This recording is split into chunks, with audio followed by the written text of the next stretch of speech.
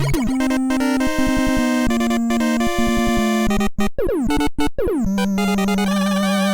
up, guys, and welcome back to the channel. Today's episode is all about Gun.Smoke, and it's an original NES game. It's classic Capcom at its finest back in the late 80s, early 90s. This game was fantastic, and what it is like a shoot 'em up game. And instead of going left to right like you would in R-Type, you go up the screen, and you're a lone gunman, a badass cowboy who goes into each city or each town back in the day, and you find the wanted poster, you defeat the bad guy. And in each level there's a bunch of different weapons that you can purchase. You gain points by killing bad guys, by getting upgrades and all that kind of stuff. And the whole point is to get the wanted poster, which most people didn't know. So here's the thing, you have to save up like 20,000 points in the first level for the wanted poster. And if you don't get the wanted poster, the level just repeats over and over and over. You just keep going up until you fucking rip your hair out. So you get the wanted poster, and you get some upgrades if you want it for your guns. There's like shotgun and a rifle and stuff like that, machine gun. So you want to get those, but first off, it's super hard. You die so much in this game. It's kind of like almost like a Die Hard or a Contra, with bullets coming at you from all fucking angles, and you're just constantly trying to like move up and down and scroll around. And you'll see it in the video clip here that I have playing. But it's a great game. The music is pretty good. The graphics are pretty decent for a mid 80s, late 80s NES title from Capcom. The level designs, I've played like 3 or 4 levels, and it's pretty challenging.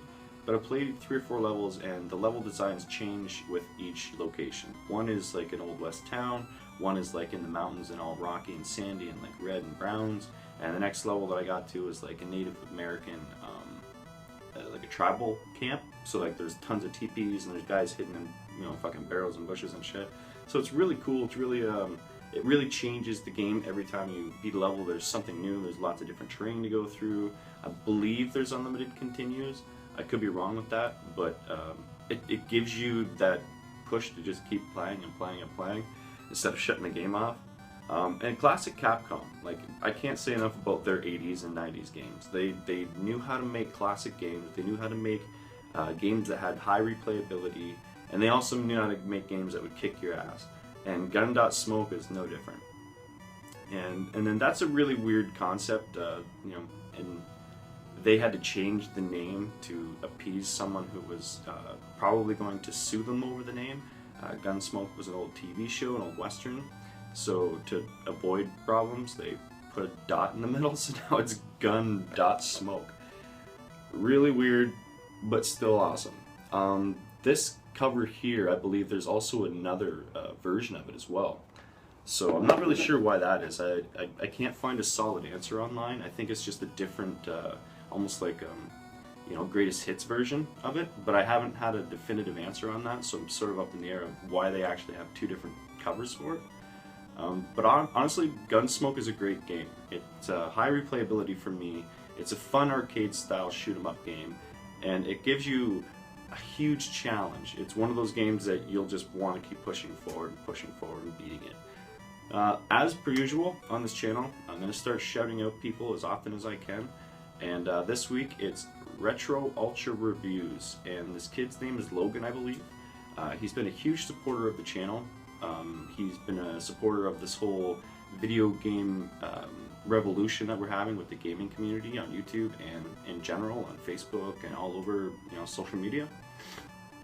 And we just need to stick together. We need to stick to our guns. We need to keep pushing each other's channels and moving forward and helping get other subscribers attracted to other channels, because it's not just about my channel. This channel is fun for me to do, but that's all it is. It's not a money maker for me.